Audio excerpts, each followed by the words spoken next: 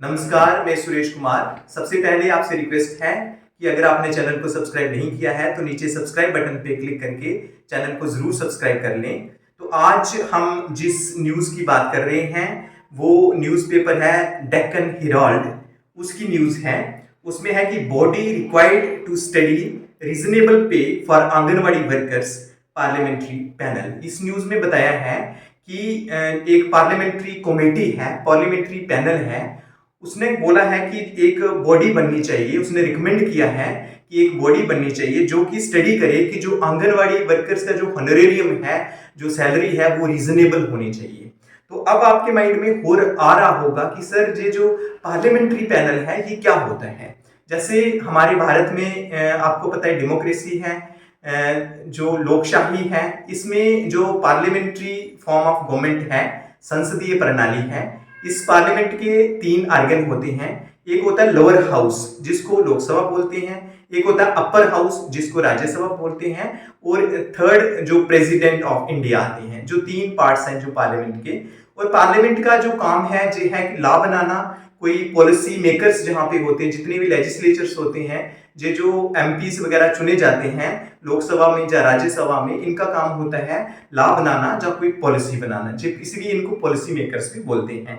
तो अब जो पॉलिसी बनती है, कोई भी लॉ बनता है, उससे पहले क्या होता है कि वो जो पॉलिसी के लिए जो एक कमेटी होती है, जैसे बड़ी सारी कमेटीज होती हैं पार्लियामेंट में, कुछ लोकसभा में कमेटीज होती हैं, कुछ राज्यसभा में कमेटीज होती हैं, और उनका काम ये होता है कि वो स्टडी करती हैं कि क्या जे रूल बनना चाहिए, लॉ बनना चाहिए, या जे जो पॉलिसी है जे बननी चाहिए। तो वैसे ही एक पार्लियामेंट्री कमेटी है, उसने ये बात रिकमेंड की है। अब आपके माइंड में हो आ रहा होगा कि क्या जी फर्स्ट टाइम रिकमेंड किए कर रहे हैं या कहीं पहले भी रिकमेंड किया था। तो जी हाँ, ऐसा ही जो पार्लियामेंट्री पैनल ने, पार्लियामेंट्री कमेटी ने 2018 में भी रिकमेंड किया था। उसके बाद ही हमारे जो honourable prime minister of India Shri Narendra Modi ji हैं, उन्होंने अनाउंसमेंट किया था कि जो आंगनवाड़ी वर्कर्स का जो सेंट्रल शेयर उस समय 3000 मिलता था, तो उसको 4500 रुपया कर दिया गया था, 4500 कर दिया गया था। और जो सेंट्रल शेयर आंगनवाड़ी हेल्पर का 1500 था, 1500 था, उसको बढ़ा के 2250 रुपए कर दिया गया था। दैट मीन 1500 जो हॉनरेरियम था वो सेंट्रल शेयर में आंगनवाड़ी वर्कर्स का बढ़ा था, और 750 जो हॉनरेरियम था वो आंगनवाड़ी हेल्पर्स का बढ़ा था। तो वैसे ही पार्लियामेंट्री जो पैनल है, एक राज्यसभा का की कमेटी है, उन्होंने रिकमेंड किया है। किनको रिकमेंड किया है? Ministry of women and child development, जो है अपना महिला और बाल विकास मंत्रालय है, इनको रिकमेंड किया है to set up a body to look at the wages of anganwadi workers by discussing with state governments and the ministry so that reasonable salary is given to them. उन्होंने बोला है कि एक मिनिस्ट्री को बोला है कि एक बॉडी इस्टेब्लिश करें, जहां पे बॉडी का मतलब है कि एक ऐसा पैनल होना चाहिए जिसमें 15 से 20 या 30 जो पर्सन्स हैं, जो एक्सपर्ट्स हैं, वो होने चाहिए, और वो डिस्कस करेंगे स्टेट गवर्नमेंट्स के साथ, और फिर उसके डिस्कशन के बाद एक ये निकालें कि जो आंगनवाड़ी वर्कर्स हैं उनके लिए रीजनेबल हॉनरेरियम होना चाहिए। रीजनेबल हॉनरेरियम का मतलब है कि जिससे उनका जो लाइवलीहुड है, उनकी जो रोजमर्रा की जिंदगी है, ये अच्छे ढंग से बीत सके। उसके बाद आगे यही न्यूज़पेपर लिखता है कि the panel has also pointed eight vacancies in the anganwadi centre with concern. तो पैनल ने ये भी कहा है कि कुछ एक आंगनवाड़ी सेंटर में आंगनवाड़ी वर्कर्स और आंगनवाड़ी हेल्पर्स की वैकेंसीज हैं, वो पोस्ट वेकेंट हैं, इसलिए वो जो आंगनवाड़ी सेंटर्स हैं वो डिफंक्ट चल रहे हैं, अच्छे ढंग से काम नहीं कर रहे हैं। तो उन वैकेंसीज को भी जल्द से जल्द जो बॉडी है वो देखे और फिलअप करे। तो आगे लिखता है कि Rajya Sabha standing committee on education, women, children, youth and sport, ये कौन सी कमेटी है? राज्यसभा, ये राज्यसभा स्टैंडिंग कमेटी है।